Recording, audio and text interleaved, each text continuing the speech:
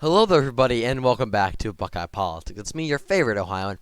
So, I have some incredibly awesome news that you've probably already heard of because this came out yesterday, but I had already pre-recorded my video for yesterday, so I didn't get a chance to talk about it, which kind of defeats the purpose of this video a little bit. But for those of you who did not see the title of the video and did not know, the state of New York, the Hochulmander, basically the congressional map, similar to the one passed in Florida with Ron DeSantis, although New York's was way worse than Florida's. Florida at least still gives the Democrats a couple seats.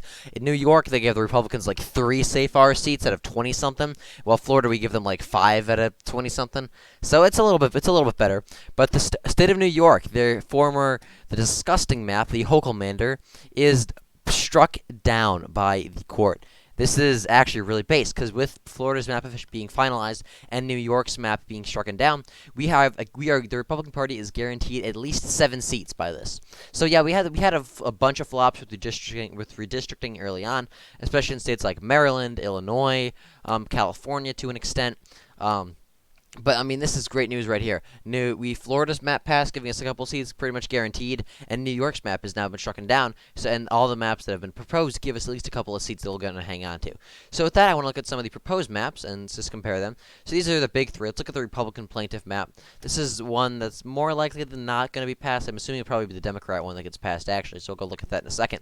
But this is just one map that was proposed by the Republicans of New York, and it's a pretty solid map. It gives us only 3 safe R seats, but it gives us plenty of likely R seats in New York City, and most importantly, it gives back Staten Island as its R+10 district, keeping Nicole Maliotakis in a R+10 district instead of like a D+7 district, as well as guaranteeing this district, I believe New York's 4th. I think Curtis Sliwa is actually running, the good dude who ran for mayor of New York City back in 2021. I believe he's running in the 4th or the 8th district, and I thought it was the 4th. I'm assuming he's not going to run in the 8th district. I'm assuming he's going to be running in the 4th, which is an open seat.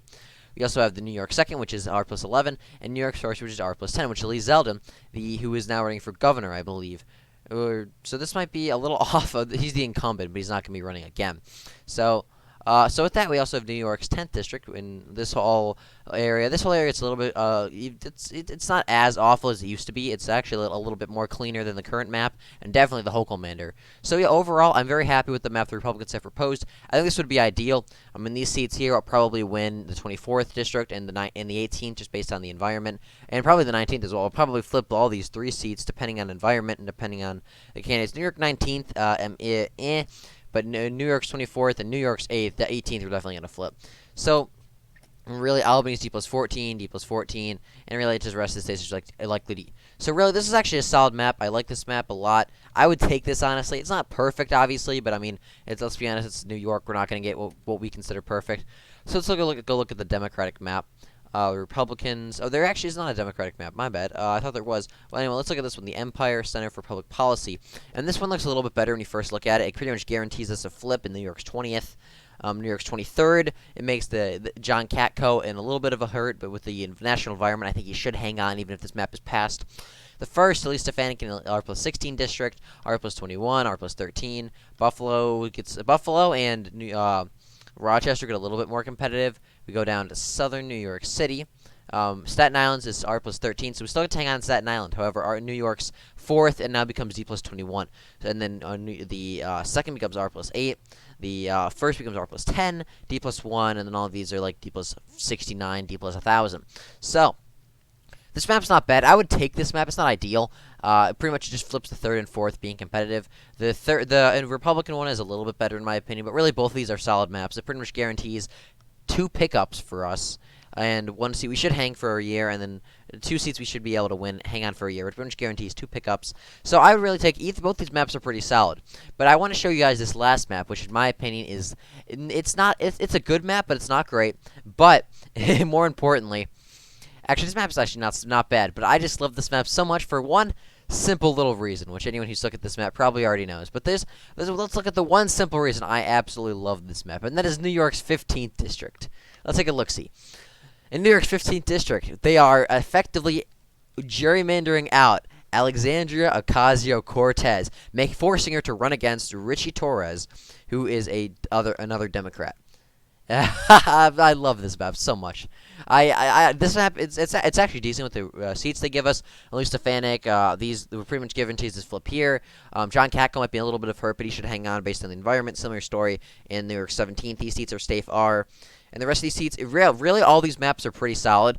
I prefer this one though, simply because there's a chance that AOC gets primaried out by Richie Torres. I don't know anything about Richie Torres, but I hope this. I am a Richie Torres supporter. Honestly, I love this guy. If this guy can if this map get passed and this guy can primary out AOC, I would be so happy about that. That'd be so based. Could you imagine if the leader of the squad basically gets primaried out in her own district? That would be so funny. I'm sorry.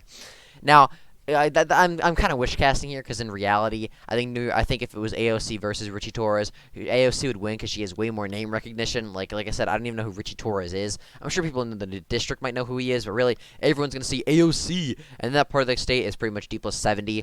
So they're gonna be like there are a lot of progressives out there, a lot of AOC supporters. So I do expect if they go head to head, I do expect AOC to win that matchup. But we never know. We could get a surprise. We've heard rumors that maybe AOC is gonna get like primaried out last time. I think there was that Hispanic conservative Democrat who ran against her, or someone else in New York. But so it's always possible, I guess, that she could lose. But in reality, more likely than not, even if this does happen, AOC would probably beat Richie Torres. Like I said, we also get to keep Staten Island R+5, and we even get an actual district in New York's 10th on mainland New York City in like the Brooklyn, Queens area, which is really based. So that's kind of epic. We get an R+10 seat there with a very conservative Jewish population in that part of the state. And then as you can see, Long Island is pretty much even, and then even. So these pretty much are. We probably might pick up New York's 4th. We'll see. And then this is obviously R+10 like normal. So with that, this is a quick analysis of the new maps being passed in New York, and just really a chance to celebrate the fact that the Hochulmander, the disgusting map that we saw, has been strucken down, and the GOP is actually doing very well in redistricting. So with that, thank you for watching this video. I hope you enjoyed. Be sure to like and subscribe for more.